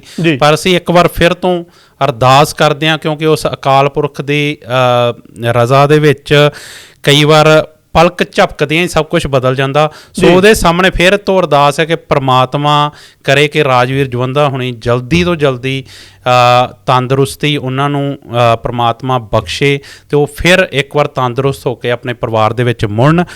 ਅਤੇ ਲਸਾੜਾ ਸਾਹਿਬ, ਇਹਦੇ ਨਾਲ ਜਿਹੜੀ ਗੱਲ ਅਸਲ ਦੇ ਵਿੱਚ ਹੈ, ਕਿਉਂਕਿ ਰਾਜਵੀਰ ਜਵੰਦਾ ਜਿੱਦਾਂ ਮੈਂ ਕਿਹਾ ਕਿ ਜਦੋਂ ਵੱਡਾ ਕੋਈ ਨਾਮ ਜੁੜਦਾ ਉਦੋਂ ਸਵਾਲ ਖੜੇ ਲਹਿਰ ਇੱਕ ਬਣਦੀ ਆ। ਪਰ ਇਹ ਚੀਜ਼ਾਂ ਬੜੀ ਦੇਰ ਤੋਂ ਸਾਡੇ ਸਾਹਮਣੇ ਆ। ਪਤਾ ਨਹੀਂ ਕਿੰਨੇ ਕੁ ਪਰਿਵਾਰ, ਮੇਰਾ ਵੀ ਪਰਿਵਾਰ ਉਹੀ ਆ, ਜਿਹੜੇ ਸੜਕ ਹਾਦਸਿਆਂ ਦੇ ਚੱਲਦਿਆਂ ਪੂਰੀ ਤਰ੍ਹਾਂ ਮਤਲਬ ਬਰਬਾਦ ਹੋ ਗਿਆ। ਸੋ ਪਤਾ ਨਹੀਂ ਕਿੰਨੇ ਕੁ ਪਰਿਵਾਰ ਹਰ ਰੋਜ਼ ਸੜਕ ਹਾਦਸਿਆਂ ਦਾ ਸ਼ਿਕਾਰ ਹੁੰਦੇ ਆ, ਪਰ ਸਾਡੀਆਂ ਜਿਹੜੀਆਂ ਸਰਕਾਰਾਂ ਆ ਉਹਨਾਂ ਦੇ ਕੰਨਾਂ 'ਤੇ ਜੂੰ ਨਹੀਂ ਸਰਕਦੀ। ਸੋ ਅੱਜ ਇਸ ਗੱਲ 'ਤੇ, ਕਿਉਂਕਿ ਚਾਹੇ ਅਵਾਰਾ ਪਸ਼ੂ ਹੋਣ, ਚਾਹੇ ਸੜਕਾਂ ਦੀ ਹਾਲਤ ਹੋਵੇ, ਇਹ ਦੋ ਜਿਹੜੀਆਂ ਜ਼ਿੰਮੇਵਾਰ ਮਤਲਬ ਜ਼ਿਆਦਾ ਕਾਰਨ ਹੁੰਦੇ ਆ ਹਾਦਸਿਆਂ ਦੇ। ਉੱਤੇ ਕੀ ਕਹਿਣਾ ਚਾਹੋਗੇ ਕਿ ਸਰਕਾਰਾਂ ਨੂੰ, ਕਿਉਂਕਿ ਇੱਥੇ ਵੀ ਭਗਵੰਤ ਮਾਨ ਸਾਹਿਬ ਵੀ ਪਹੁੰਚੇ, ਹੋਰ ਵੀ ਬਹੁਤ ਸਾਰੇ ਪੋਲੀਟੀਕਲ ਲੀਡਰ ਪਹੁੰਚ ਰਹੇ ਆ, ਪਰ ਕਿਸੇ ਵੱਲੋਂ ਵੀ ਇਹ ਗੱਲ ਨਹੀਂ ਕੀਤੀ ਗਈ ਕਿ ਅਸੀਂ ਇਹ ਮੁੱਦਾ ਜਿਹੜਾ ਚੁੱਕਾਂਗੇ। ਬਹੁਤ ਵਾਜਬ ਤੁਸੀਂ ਸਵਾਲ ਕੀਤਾ, ਖੁਸ਼ੀ ਵੀ ਹੋਈ ਹੈ ਕਿ ਤੁਸੀਂ ਇਹ ਸਵਾਲ ਕਰਤਾ ਇਸੇ ਪ੍ਰੋਗਰਾਮ ਦੇ ਵਿੱਚ। ਠੀਕ ਆ, ਉਹ ਜਾਨ ਦੁਚਿੱਤੀ 'ਚ ਫਸੀ ਹੋਈ ਆ, ਉਹ ਠੀਕ ਹੋ ਜਾਏ, ਤੰਦਰੁਸਤ ਹੋ ਕੇ ਹੋ ਜਾਏ। ਚਲੋ ਥੋੜਾ ਟਾਈਮ ਲੱਗ ਜਾਵੇ ਪਰ ਤੰਦਰੁਸਤ ਹੋ ਜਾਵੇ। ਬਿਲਕੁਲ ਇਸ ਤਰ੍ਹਾਂ ਦੀ ਖਬਰ ਕੋਈ ਆ ਜਾਵੇ, ਇਸ ਤੋਂ ਬਾਅਦ ਹੋਰ ਤਾਂ ਨਹੀਂ ਅਸੀਂ ਕੋਈ ਇਹਦੇ ਵਿਸ਼ੇ ਤੇ ਗੱਲ ਕਰ ਰਹੇ। ਕੋਈ ਸਾਡਾ ਲੀਡਰਾਂ ਨੂੰ ਤਾਂ ਆਪਣੀ ਜ਼ਮੀਨੀ ਚੋਣਾਂ ਦੀ ਪਈ ਹੋਈ ਆ, ਸਤਾਈ ਦੀਆਂ ਦੀ ਪਈ ਹੋਈ ਆ, ਜਾਂ ਉਹ ਆਪਣੀ ਕੁੱਤੇ ਘੜੀਸ 'ਚ ਫਸੇ ਹੋਏ ਆ। CM ਸਾਹਿਬ ਉੱਥੇ ਜਾ ਜਾਂਦੇ ਆ। ਸਾਡੇ ਮੀਡੀਆ ਨੂੰ, ਉਹ 'ਚ ਹੁਣ ਮੈਂ ਇਕੱਲਾ ਪੰਜਾਬੀ ਨਹੀਂ ਕਹਿੰਦਾ, ਬਾਕੀ ਵੀ ਸਾਰੇ ਕਹਿੰਦਾ ਆ, ਇਹਨਾਂ ਨੂੰ ਕਿਉਂ ਨਹੀਂ ਘੇਰਦੇ ਹੈਗੇ? ਬਿਲਕੁਲ, ਕਿਉਂ ਨਹੀਂ ਸਵਾਲ ਕਿਉਂ ਨਹੀਂ ਕੀਤਾ ਜਾਂਦਾ? ਜਦੋਂ ਮਾਈਕ ਜਿਹੜੇ ਆ ਲੀਡਰਾਂ ਦੇ ਮੂੰਹ ਦੇ ਅੱਗੇ ਕਰਦੇ, ਉਦੋਂ ਇਹ ਕਿਉਂ ਨਹੀਂ ਪੁੱਛਦੇ ਕਿ ਉਹ ਜਿਹੜੇ ਅਵਾਰਾ ਪਸ਼ੂ ਆ, ਹਾਲਾਂਕਿ ਲੋਕ ਵੀ ਜ਼ਿੰਮੇਵਾਰ ਹੈ, ਜਿੰਨਾ ਚਿਰ ਤੱਕ ਉਹਨਾਂ ਤੋਂ ਦੁੱਧ ਮਿਲਦਾ ਅਸੀਂ ਸਾਂਭ ਰੱਖਦੇ ਹਾਂ। ਤਾਂ ਜਦੋਂ ਸਾਨੂੰ ਉਹਨਾਂ ਨਾਲ ਮਤਲਬ ਨਹੀਂ ਹੁੰਦਾ ਤੇ ਉਦੋਂ ਅਸੀਂ ਅਵਾਰਾ ਛੱਡ ਦਿੰਦੇ। ਪਰ ਉਸ ਤੋਂ ਬਾਅਦ ਸਾਡੇ ਤੇ ਗਊ ਟੈਕਸ ਲੱਗਦਾ, ਸਾਡੇ ਤੇ ਕਈ ਤਰੀਕੇ ਨਾਲ ਟੈਕਸ ਲੱਗਦੇ ਆ। ਸਰਕਾਰਾਂ ਜ਼ਿੰਮੇਵਾਰ ਹੈ ਉਹਨਾਂ ਨੂੰ ਤੇ ਸਾਂਭਣ ਲਈ। ਸੋ ਜਦੋਂ ਉਹਨਾਂ ਦੇ ਸਾਹਮਣੇ ਮਾਈਕ ਕੀਤਾ ਜਾਂਦਾ, ਉਹਨਾਂ ਨੂੰ ਸਵਾਲ ਕਿਉਂ ਨਹੀਂ ਕੀਤਾ ਜਾਂਦਾ? ਅਸੀਂ ਸਵਾਲ ਕਰ ਹੀ ਨਹੀਂ ਰਹੇ। ਸਾਡਾ ਹੁਣ ਤੱਕ ਦਾ ਇਸ ਘੰਟੇ ਤੱਕ ਵੀ ਜਿਹੜਾ ਸੋਸ਼ਲ ਮੀਡੀਆ ਆ, ਅਸੀਂ ਅਰਦਾਸਾਂ ਹੀ ਕਰ ਰਹੇ ਹਾਂ ਨਾ ਕਿ ਜਵੰਦਾ ਦੀ ਜਾਨ ਠੀਕ ਹੋ ਜਾਏ। ਲੇਕਿਨ ਠੀਕ ਆ, ਉਹਨਾਂ ਕਰ ਲਓ, ਲੇਕਿਨ ਇਹੋ ਵਾਲੀ ਸਥਿਤੀ ਜੇ ਤੁਹਾਨੂੰ ਲੱਗਦਾ ਹੈ ਕਿ ਤੁਸੀਂ ਇੰਨੇ ਫਸੇ ਹੋਏ ਆ, ਤੁਹਾਨੂੰ ਬਹੁਤ ਦੁੱਖ ਹੋ ਰਿਹਾ, ਕਰੋ ਵੀ ਆਪਣੇ ਲੀਡਰਾਂ ਨੂੰ ਸਵਾਲ। ਜਿੱਥੇ ਜਿਮਨੀ ਚੋਣ ਤਰਨਤਾਰਨ ਚੋਣੀਆਂ, ਘੇਰ ਲਓ ਉਹਨਾਂ ਨੂੰ ਵੀ ਸਾਨੂੰ ਤਰਨਤਾਰਨ ਦੇ ਵਿੱਚ, ਚਲੋ ਬਾਕੀ ਪੰਜਾਬ ਦਾ ਠੇਕਾ ਤਾਂ ਹੈ ਸਾਰੇ ਪੰਜਾਬ ਦਾ, ਸਾਡੀ ਸੂਬਾ ਸਰਕਾਰ ਨੂੰ, ਘੱਟ ਤੋਂ ਘੱਟ ਤਰਨਤਾਰਨ ਵਾਲੇ ਕਹਿ ਲਓ ਵੀ ਪੰਜਾਬੀ ਕਹਿੰਦੇ ਵੀ ਜੁੱਤੀ ਚੱਕ ਲਓ ਵੀ ਭਾਈ ਇਹਦਾ ਕੁਛ ਕਰੋ ਇਹਨਾਂ ਚੀਜ਼ਾਂ ਦਾ। ਹੁਣ ਮੈਂ ਇਹਦੇ ਵਿੱਚ ਥੋੜਾ ਤੁਹਾਨੂੰ ਡਾਟਾ ਦਿੰਦਾ ਕਿ ਅਸਲ 'ਚ ਡਾਟਾ ਹੈ ਕੀ ਆ ਤੇ ਕਿੱਥੇ ਕੁਛ ਹੋ ਹੀ ਨਹੀਂ ਰਿਹਾ ਹੈਗਾ। ਜੇ ਆਪਾਂ ਕਹੀਏ ਵੀ ਭਾਰਤ ਦੇ ਵਿੱਚ ਟੋਟਲ ਜਿੰਨੀਆਂ ਸੜਕੀ ਹਾਦਸੇ 'ਚ ਮੌਤਾਂ ਹੁੰਦੀਆਂ, ਹੁਣ ਦੇਖੋ ਇੱਕ 2 ਪਹੀਆ ਵਾਹਨ ਹੁੰਦੇ ਆ, ਇੱਕ 4 ਪਹੀਆ ਵਾਹਨ ਹੁੰਦੇ, 4 ਦੇ ਵਿੱਚ ਬਾਕੀ ਸਾਰੇ ਪਹੀਏ ਵੀ ਕਾਊਂਟ ਕਰ ਲੈਣੇ, 4 ਪਹੀਆਂ 'ਚ ਲੈ ਆਉਂਦੇ ਆ। ਉਹਦੇ ਵਿੱਚ ਜਿਹੜੀਆਂ 2 ਪਹੀਆ ਦੀਆਂ ਮੌਤਾਂ ਆ ਉਹ 45% ਦੀ ਆ। ਸੋ ਇਸ 45% ਦੀ ਮੀਨਸ ਕਿ ਬਾਕੀ ਟਰੱਕ ਆਉਂਦੇ ਨੇ, ਹੋਰ ਪਤਾ ਨਹੀਂ ਕਿਹੜੀਆਂ ਗੱਡੀਆਂ ਛੱਡੀਆਂ ਆਉਂਦੀਆਂ ਨੇ, ਕਾਰਾਂ ਆਉਂਦੀਆਂ ਨੇ, SUV ਆਉਂਦੀਆਂ ਨੇ, ਉਹ ਤਾਂ 2 ਪਹੀਆ ਵਾਹਨ ਕੱਢ ਲਿਓ। 45% ਦੀ ਤਾਂ ਮੌਤ 2 ਪਹੀਆ ਵਾਹਨਾਂ 'ਚ ਹੋ ਗਈਆਂ। ਤੇ ਜੇ ਐਡੀ ਵੱਡੀ ਰੇਸ਼ੋ ਬਣੀ ਹੋਈ ਹੈ 45% ਦੀ ਜੀ, ਵੀ ਅੱਜ ਜਵੰਦਾ ਆ ਗਿਆ, ਕੱਲ ਹੋਰ ਵੀ ਕੋਈ ਨਾ ਕੋਈ ਆ ਹੀ ਜਾਏਗਾ। ਫਿਰ ਗੁਰਦਾਸ ਮਾਨ ਸਾਹਿਬ ਹੋਣਾ ਦਾ ਤੁਸੀਂ ਦੇਖ ਚੁੱਕੇ ਯਾਰ, ਮਾਨ ਸਾਹਿਬ ਦਾ ਵੇਖਿਆ। ਇਹਦਾ ਮਤਲਬ ਇਹ ਹੈ ਕਿ ਜਿਹੜਾ ਤਾਂ ਠੀਕ ਠਾਕ, ਇਹ ਤਾਂ ਵੱਡੇ ਨਾਮ ਆ ਨਾ ਜੀ, ਤੇ ਦਿਨ ਤਾਂ ਕੋਈ ਵੀ ਨਹੀਂ ਜਾਂਦਾ ਜਿਸ ਦਿਨ ਕੋਈ ਐਕਸੀਡੈਂਟ ਨਹੀਂ ਹੁੰਦਾ। ਤੇ ਉਹ ਤਾਂ ਚਲੋ ਮਾੜੀ ਮੋਟੀਆਂ ਸੁਰਖੀਆਂ ਬਣ ਕੇ ਰਹਿੰਦੀਆਂ, ਅਸੀਂ ਉਹਨਾਂ ਤੇ ਗੌਰ ਹੀ ਨਹੀਂ ਕਰਦੇ ਹੈਗੇ। ਸੋ ਪਹਿਲੀ ਗੱਲ ਤਾਂ ਇਹ ਹੈ ਕਿ ਸਰਕਾਰ ਨੂੰ ਇਹ ਦੇਖਣਾ ਪਏਗਾ ਕਿ ਟੋਟਲ ਜਿੰਨੀਆਂ ਸੜਕੀ ਮੌਤਾਂ ਹੋਣੀਆਂ ਉਹਦੇ ਵਿੱਚ 2 ਪਹੀਆ ਵਾਹਨਾਂ ਦੇ ਵਿੱਚ ਇੰਨੀ ਪ੍ਰੋਬਲਮ ਕਿਉਂ ਆ? ਉੱਥੇ ਹੀ ਇੰਨਾ ਕਿਉਂ ਹੋ ਸਕਦਾ? ਮੈਂ ਨਹੀਂ ਕਹਿੰਦਾ ਇਹਦੇ ਵਿੱਚ ਜਿਹੜੇ ਉਹ 2 ਪਹੀਆ ਵਾਹਨ ਚਲਾਉਣ ਡਏ ਨੇ ਉਹਨਾਂ ਦਾ ਕੋਈ ਦੋਸ਼ ਹੈ ਨਹੀਂਗਾ। ਪਰ ਜੇ ਜਵੰਦੇ ਤੇ ਦੇਖੀਏ, ਜਵੰਦੇ ਦੀ ਆਪਾਂ ਪ੍ਰੋਫਾਈਲ ਫਰੋਲ ਕੇ ਦੇਖੀਏ, ਇਹਦੇ ਲਈ ਇੱਕ ਮੋਟਰਸਾਈਕਲ ਇੱਕ ਪੈਸ਼ਨ ਸੀਗਾ। ਬਿਲਕੁਲ ਪੈਸ਼ਨ ਸੀਗਾ ਤਾਂ ਹਮੇਸ਼ਾ ਚਲੋ ਉਹ ਹੈਲਮਟ ਨਹੀਂ ਪਾਉਂਦੇ, ਲੇਕਿਨ ਦਸਤਾਰ ਵਗੈਰਾ ਉਹਨਾਂ ਪੂਰੀ ਬੰਨੀ ਹੁੰਦੀ ਆ ਤੇ ਆਪਣੀ ਜਿੰਨੀਆਂ ਕਿ ਮੈਂ ਫੋਟੋਆਂ ਦੇਖੀਆਂ ਵਰਦੀ ਵੀ ਠੀਕ ਪਾਈ ਹੁੰਦੀ ਨਹੀਂ ਜਵੰਦੇ ਦੀਆਂ ਜਿੰਨੀਆਂ ਵੀਡੀਓਜ਼ ਆ, ਜਦੋਂ ਵੀ ਉਹ ਮੋਟਰਸਾਈਕਲ ਤੇ ਹੁੰਦਾ ਉਹਨੇ ਹੈਲਮਟ ਪ੍ਰੋਪਰ, ਮੈਂ ਇੱਕ ਵੀਡੀਓ ਸੁਣ ਰਿਹਾ ਸੀ, ਉਹ ਕਹਿੰਦੇ ਕਿ ਸ਼ਾਇਦ ਇੰਗਲੈਂਡ ਦੀ ਹੈ, ਕਿ ਇੰਗਲੈਂਡ ਉਹ ਜਦੋਂ ਸ਼ੋਅ ਲਾਉਣ ਗਏ ਤੇ ਉਹ ਕਹਿੰਦੇ ਕਿ ਮੈਨੂੰ ਕੈਸ਼ ਚਾਹੀਦਾ ਕਿਉਂਕਿ ਮੈਂ ਇੱਕ ਹੈਲਮਟ ਲੈ ਕੇ ਜਾਣਾ। ਜੀ ਮੈਂ ਮਤਲਬ ਪੂਰਾ ਬਹੁਤ ਮਹਿੰਗਾ ਹੈਲਮਟ ਉਹ ਆਇਆ, ਉਹ ਲੈ ਕੇ ਗਿਆ ਹੈਲਮਟ, ਜਵੰਦੇ ਹੁਣੀ ਉੱਥੋਂ ਲੈ ਕੇ ਆਏ। ਉਸ ਤੋਂ ਬਾਅਦ ਮਤਲਬ 26-27 ਲੱਖ ਦੀ ਜਿਹੜੀ ਬਾਈਕ ਸੀ ਰਾਜਵੀਰ ਜਵੰਦਾ ਹੁਣਾਂ ਕੋਲ, ਹਰ ਤਰੀਕੇ ਦਾ ਸੇਫਟੀ ਗੇਅਰ ਪਾਇਆ ਹੋਇਆ ਸੀ। ਸੋ ਕਾਨੂੰਨ ਦੀਆਂ ਨਜ਼ਰਾਂ 'ਚ ਕਿਤੇ ਵੀ ਜਿਹੜੀ, ਜੇ ਸਪੀਡ ਦੀ ਗੱਲ ਕਰੀ ਤਾਂ ਸਪੀਡ ਬੜੀ ਨਿਯੰਤਰਣ ਦੇ ਵਿੱਚ ਸੀ। ਮੇਰੇ ਖਿਆਲ ਬਹੁਤ ਥੋੜ੍ਹੀ ਸਪੀਡ ਦੇ ਵਿੱਚ, ਵੇਖਣ ਵਾਲੇ ਦੱਸਦੇ ਕਿ ਬਹੁਤ ਥੋੜ੍ਹੀ ਸਪੀਡ ਸੀ ਬਾਈਕ ਦੀ। ਕਾਨੂੰਨੀ ਤੌਰ ਤੇ ਜਵੰਦੇ ਹੁਣਾਂ ਦੀ ਕੋਈ ਗਲਤੀ ਨਹੀਂ। ਜੇ ਗਲਤੀ ਆ ਤਾਂ ਕਿਤੇ ਨਾ ਕਿਤੇ ਨਹੀਂ, ਪੂਰੀ ਤਰ੍ਹਾਂ ਸਾਡੀ ਸਰਕਾਰਾਂ ਦੀ ਗਲਤੀ ਆ, ਜਿਹੜੇ ਉਹ ਸੜਕਾਂ ਦੀ ਹਾਲਤ ਨਹੀਂ ਸੁਧਾਰਦੇ ਤੇ ਜਿਹੜਾ ਪਸ਼ੂ ਆ ਉਹਨਾਂ ਨੂੰ ਅਵਾਰਾ ਛੱਡਿਆ ਹੋਇਆ। ਜੀ ਇਹ ਆਪਾਂ ਇਸ ਪੁਆਇੰਟ ਦੇ ਉੱਪਰ ਹੀ ਆਏ ਨੇ। ਮੈਂ ਥੋੜਾ ਜਿਹਾ ਡਾਟਾ ਵੀ ਲੈ ਕੇ ਆਇਆ। ਇਹਦਾ ਮਤਲਬ ਜੇ 2 ਪਹੀਏ ਚਲਾਉਣ ਵਾਲਾ ਚਾਲਕ ਸਾਰੇ ਰੂਲ ਐਂਡ ਰੈਗੂਲੇਸ਼ਨ ਫੋਲੋ ਕਰਦਾ ਆ, ਉਹ ਫਿਰ ਵੀ ਜੇ ਇਸ ਚੀਜ਼ ਦਾ ਸ਼ਿਕਾਰ ਹੁੰਦਾ, ਇਹਦਾ ਮਤਲਬ ਫਿਰ ਹੋਰ ਕੋਈ ਬਾਹਰੀ ਕਾਰਕ ਹੈਗੇ ਨੇ। ਬਿਲਕੁਲ ਉਹ ਕਾਰਕ ਹੋ ਸਕਦੇ ਨੇ ਆਲੇ ਦੁਆਲੇ ਵਾਲਾ ਟ੍ਰੈਫਿਕ, ਉਹ ਕਾਰਕ ਹੋ ਸਕਦੇ ਨੇ ਜਿਹੜਾ ਤੁਹਾਡਾ ਰੋਡ ਤੰਤਰ ਬਣਿਆ ਹੋਇਆ ਆ।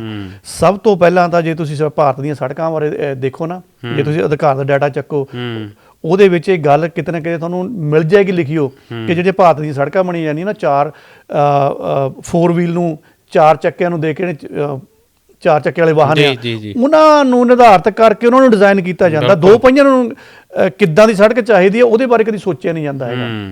ਅਸੀਂ ਕਦੀ ਇਹਦੇ ਪਰ ਸਵਾਲ ਨਹੀਂ ਕੀਤਾ। ਤੇ ਜੇ ਤੁਸੀਂ ਭਾਰਤ ਸਰਕਾਰ ਦੇ ਅਧਿਕਾਰ ਡਾਟਾ ਚੱਕੋ 2023 ਦਾ, 24-25 ਦਾ ਮੈਨੂੰ ਨਹੀਂ ਪ੍ਰੋਪਰ ਮਿਲਿਆ ਹੈਗਾ, ਉਹਦੇ ਵਿੱਚ 2 ਪਹੀਆਂ ਵਾਹਨ ਨਾਲ ਜਿਹੜੇ ਸੜਕ ਹਾਦਸੇ ਸੀਗੇ, ਉਹਦੇ ਵਿੱਚ 26,801 ਲੋਕਾਂ ਦੀ ਮੌਤ ਹੋ ਗਈ ਆ। ਇਹ ਸੀਗਾ 45%। ਇਹਦਾ ਮਤਲਬ ਜੇ 26 ਦਾ ਦੁੱਗਣਾ ਕਰਦੇ ਹੀ, 45% ਤੁਸੀਂ ਇਹ ਤੋਂ ਦੁੱਗਣੇ ਤੋਂ ਵੱਧ ਹੀ ਹੋਊਗਾ ਫਿਰ ਟੋਟਲ, ਤਾਂ ਯਾਨੀ ਕਿ 55,000 ਤੋਂ ਉੱਤੇ ਹੀ ਆ। ਹਾਂ ਬਿਲਕੁਲ। ਤੋਂ ਇੱਥੋਂ ਵੀ ਫਿਰ ਥੋੜਾ ਜਿਹਾ ਗੌਰ ਕਰਨਾ ਪਊਗਾ ਕਿ ਅਸੀਂ ਸਰਕਾਰਾਂ ਨੂੰ ਜਾਂ ਸੂਬਾ ਸਰਕਾਰ ਨੂੰ, ਚਲੋ ਸੜਕਾਂ ਤਾਂ ਖੈਰ ਕੇਂਦਰ ਦੇ ਹਿਸਾਬ ਨਾਲ ਵੀ ਬਣਦੀਆਂ ਆ, ਕਿ ਆਪਾਂ ਕਦੀ ਸਵਾਲ ਨਹੀਂ ਕਰਦੇ ਹੈਗੇ ਵੀ ਭਾਈ ਸਾਡੇ ਤਾਂ 2 ਪਹੀਆ ਵਾਹਨ ਬਹੁਤ ਜ਼ਿਆਦਾ ਹੁੰਦੇ ਆ।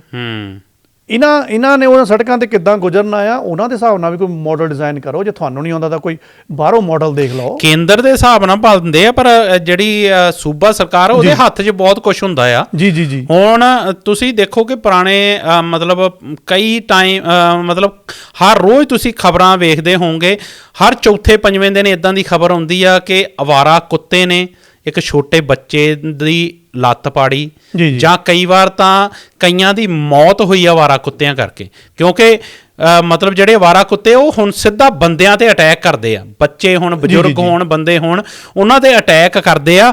ਬਹੁਤ ਸਾਰੀਆਂ ਮੌਤਾਂ, ਬਹੁਤ ਸਾਰੇ ਲੋਕ ਜਿਹੜੇ ਆ ਉਹ ਅਵਾਰਾ ਕੁੱਤਿਆਂ ਕਰਕੇ ਜ਼ਖਮੀ ਹੁੰਦੇ ਆ। ਪਰ ਸਾਡੇ ਲੀਡਰ ਕਹਿੰਦੇ ਕਿ ਨਾ ਇਹਨਾਂ ਨੂੰ ਕੁਛ ਨਹੀਂ ਕਹਿਣਾ, ਬੰਦੇ ਮਰਦੇ ਮਰ ਜਾਣ, ਪਰ ਅਵਾਰਾ ਕੁੱਤਿਆਂ ਨੂੰ ਤੁਸੀਂ ਕੁਛ ਨਹੀਂ ਕਹਿ ਸਕਦੇ। ਸੋ ਇਹ ਸਾਡਾ ਭਾਰਤ ਦਾ ਲੋਕਤੰਤਰ ਆ। ਡਾਟਾ ਮੈਨੂੰ ਮਿਲ ਗਿਆ ਜੀ ਉਹਦਾ, ਜਿਹੜਾ ਮੈਂ ਬੋਲਿਆ ਸੀ ਨਾ ਵੀ ਉਹ 2 ਪਹੀਆਂ ਵਾਹਨਾਂ ਲਈ ਮੁਤਾਬਕ ਸਹੀ ਨਹੀਂ ਹੈਗੇ। ਪੰਜਾਬ ਸਰਕਾਰ ਦੇ ਟ੍ਰੈਫਿਕ ਐਡਵਾਈਜ਼ਰ ਜਿਹੜੇ ਨਵਦੀਪ ਅਸੀਜਾ, ਉਹਨਾਂ ਦਾ ਬਿਆਨ ਹੈ, ਇਹ ਲਿਖਤੀ ਬਿਆਨ ਆ।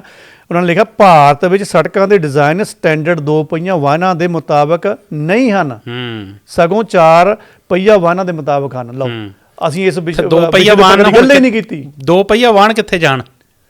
ਉਹਨਾਂ ਨੇ ਉਹ ਸੜਕ ਨੂੰ ਉਹਦੇ ਹਿਸਾਬ ਨਾਲ ਡਿਜ਼ਾਈਨ ਹੀ ਨਹੀਂ ਕੀਤਾ। ਬਿਲਕੁਲ। ਤੇ ਤੀਸਰਾ ਮੈਂ ਤੁਹਾਨੂੰ ਇੱਕ ਪੁਆਇੰਟ ਦੱਸਿਆ ਸੀਗਾ ਜਿਹਦੇ ਉੱਪਰ ਕੋਈ ਗੱਲਬਾਤ ਹੀ ਨਹੀਂ ਕਰ ਰਿਹਾ ਹੈਗਾ।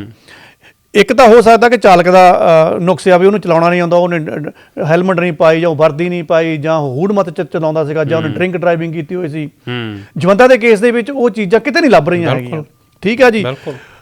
ਹੁਣ ਦੂਸਰਾ ਕਾਰਨ ਹੋਏਗਾ ਕਿ ਸਾਡੀਆਂ ਸੜਕਾਂ ਹੀ ਉਹ ਨਾ ਕਾਫੀ ਉਹਨਾਂ ਮੋਟਰਸਾਈਕਲਾਂ ਦੇ ਹਿਸਾਬ ਨਾਲ, ਕਿਉਂਕਿ ਮੋਟਰਸਾਈਕਲ ਇੰਟਰਨੈਸ਼ਨਲ ਸਟੈਂਡਰਡ ਦੇ ਹਿਸਾਬ ਨਾਲ ਬਣ ਰਹੇ ਆ। ਤੀਸਰਾ ਇੱਕ ਰੀਜ਼ਨ ਆ ਜਿਹੜਾ ਅਸੀਂ ਕਦੇ ਡਿਸਕਸ ਨਹੀਂ ਕਰਦੇ ਹੈਗੇ।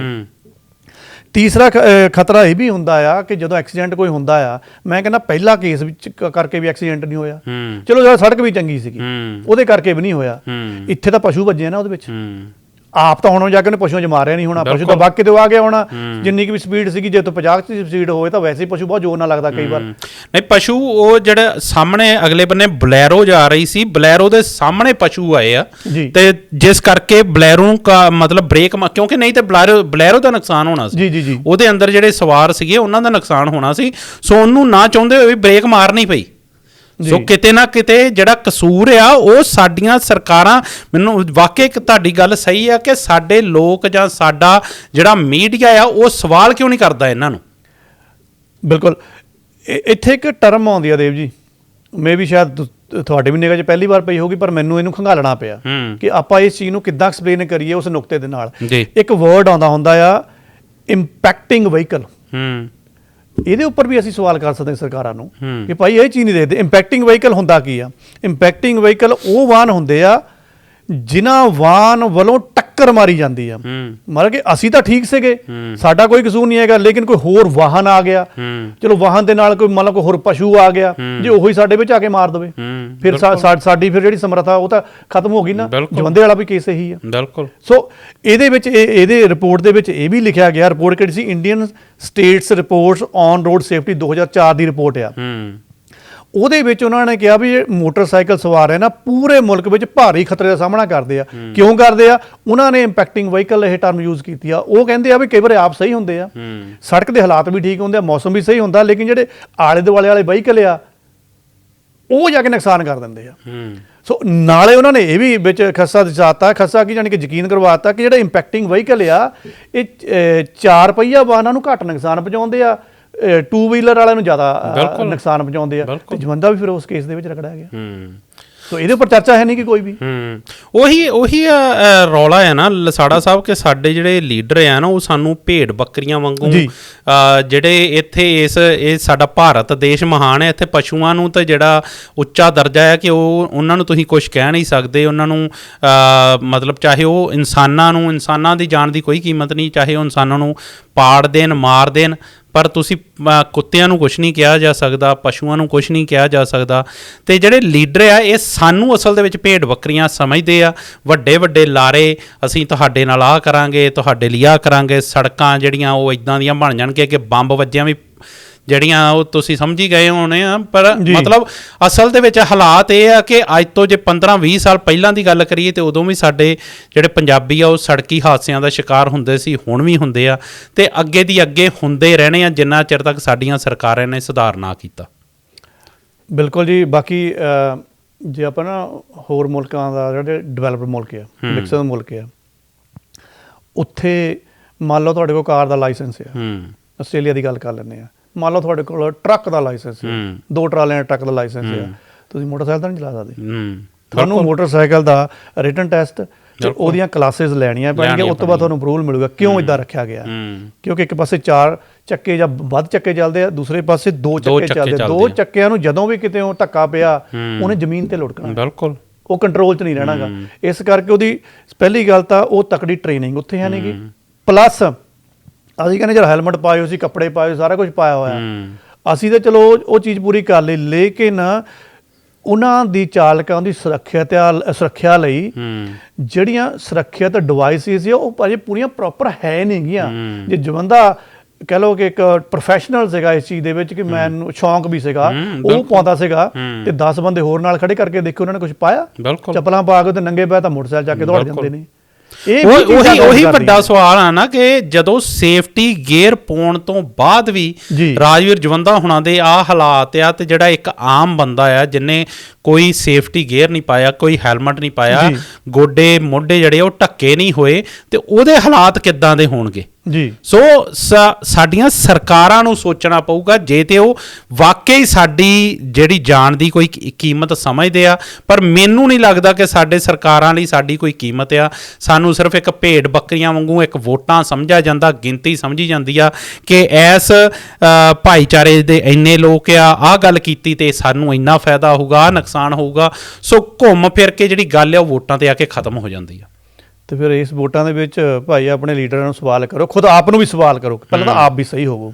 ਇਹ ਥੋੜ੍ਹੀ ਆ ਵੀ ਨੱਕਾ ਮੋਣ ਚੱਲੇ ਜਾਂ ਦਹੀਂ ਲੈਣ ਚੱਲੇ ਆ ਜਾਂ ਕਰਿਆਨੇ ਦੀ ਦੁਕਾਨ ਤੇ ਚੱਲੇ ਆ ਪਾਇਆ ਕੁਝ ਨਹੀਂ ਪਾਇਆ, ਕਿੱਕ ਮਾਰੀ ਨਾ, ਇੰਡੀਕੇਟਰ ਲਾਏ ਤੇ ਹਲਾ ਲੀ ਕਰਦੇ ਤੁਸੀਂ ਸਾਰੇ ਬਾਜ਼ਾਰ ਤੋਂ ਗੇੜੀ ਮਾਰ ਕੇ ਆ ਜਾਂਦੇ ਹੋ। ਇਹ ਸਾਡੀਆਂ ਗਲਤੀਆਂ ਨੇ। ਪਰ ਜੇ ਹੁਣ ਲੀਡਰਾਂ ਨੂੰ ਸਵਾਲ ਕਰਨਾ, ਮੋਰੇ ਜਿਮਨੀ ਚੋਣਾਂ ਤਨਤਾ ਨਾਲ ਤੁਸੀਂ ਉਹ ਤੱਤੇ ਹੋ ਜਾਓ, ਬਿਲਕੁਲ ਤੁਹਾਡੇ ਕੋਲ ਤਾਂ ਹਾਲੇ ਲੀਡਰ ਆਉਣੇ ਹੀ ਆ। ਤੁਸੀਂ ਹੈਰਾਨ ਹੋਵੋਗੇ ਭਾਰਤ ਦੇ ਵਿੱਚ ਜਿਹੜੇ ਪਸ਼ੂਆਂ ਨਾਲ ਜੁੜੇ ਨਾ ਸੜਕੀ ਹਾਦਸੇ ਆ ਜਾਂ ਉਹਦੇ ਵਿੱਚ ਮੌਤਾਂ ਹੋਣੀਆਂ, ਮੌਤਾਂ ਅਲੱਗ ਚੀਜ਼ ਆ, ਹਾਦਸਾ ਹੋ ਕੇ ਚਲੋ ਰਿਕਵਰੀ ਹੋਈ ਆ, ਉਹਨਾਂ ਜਿਹੜੇ ਮਾਮਲੇ ਆ ਉਹਨਾਂ ਦਾ ਕੋਈ ਅਧਿਕਾਰਤ ਡਾਟਾ ਹੀ ਹੈ ਨਹੀਂ। ਯਾਨੀ ਕਿ ਕਹਿ ਲਓ ਵੀ ਕਰ ਲਓ ਕਿ ਇਹਨੂੰ ਕਹੋ ਡਾਟਾ ਕੋਲ ਡਾਟਾ ਹੀ ਹੈ ਨਹੀਂ ਕਿ ਤੁਸੀਂ ਡਾਟਾ ਖੰਗਾਲ ਕੇ ਦੇ ਲਓ, ਪੁੱਛ ਲਓ ਚੈਟ ਜੀਪੀਟੀ ਨੂੰ ਜਾਂ ਗਰੁੱਪ ਦੇ ਉੱਪਰ ਪਾ ਕੇ ਦੇ ਲਓ, ਤੁਹਾਨੂੰ ਡਾਟਾ ਇਸ ਕਰਕੇ ਨਹੀਂ ਆ ਲਸਾੜਾ ਸਾਹਿਬ ਕਿਉਂਕਿ ਉਸ ਗਿਣਤੀ 'ਚ ਮਰਨ ਵਾਲਿਆਂ ਦੀ ਜਾਂ ਹਾਦਸਾ ਗ੍ਰਸਤ ਹੋਣ ਵਾਲਿਆਂ ਦੀ ਜਿਹੜੀ ਗਿਣਤੀ ਆ ਨਾ ਉਹ ਆਮ ਲੋਕਾਂ ਦੀ ਆ।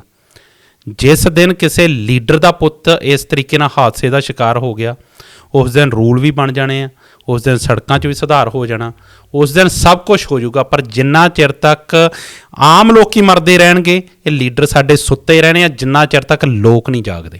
ਬਿਲਕੁਲ। ਸੋ ਸਵਾਲ ਬਹੁਤ ਵੱਡੇ ਆ ਤੇ ਅਸੀਂ ਤਾਂ ਜਿੰਨਾ ਚਿਰ ਤੱਕ ਗੱਲਬਾਤ ਆ, ਅਸੀਂ ਸਰਕਾਰਾਂ ਦੀ ਨਲਾਇਕੀ ਤੇ ਗੱਲਬਾਤ ਕਰਦੇ ਰਵਾਂਗੇ।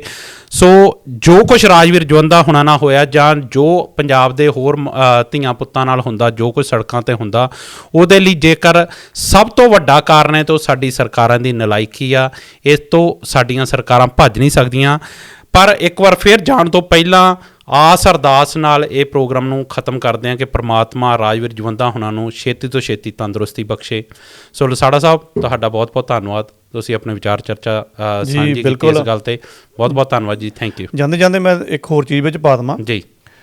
ਵੈਸੇ ਤਾਂ ਇਹਦਾ ਅਧਿਕਾਰ ਡਾਟਾ ਹੈ ਨਹੀਂਗਾ, ਲੇਕਿਨ ਜਿਹੜਾ Punjab road safety and traffic research institute ਆ, ਉਹਨੇ ਕੋਸ਼ਿਸ਼ ਕੀਤੀ ਆ ਕਿ ਜਿਹੜਾ ਪਸ਼ੂਆਂ ਦੇ ਨਾਲ ਹਾਦਸੇ ਹੁੰਦੇ ਆ ਜਾਂ ਕੁਝ ਵੀ ਹੁੰਦਾ ਆ, ਉਹਦੇ ਅੰਕੜੇ ਇਕੱਠੇ ਕੀਤੇ ਜਾਣ।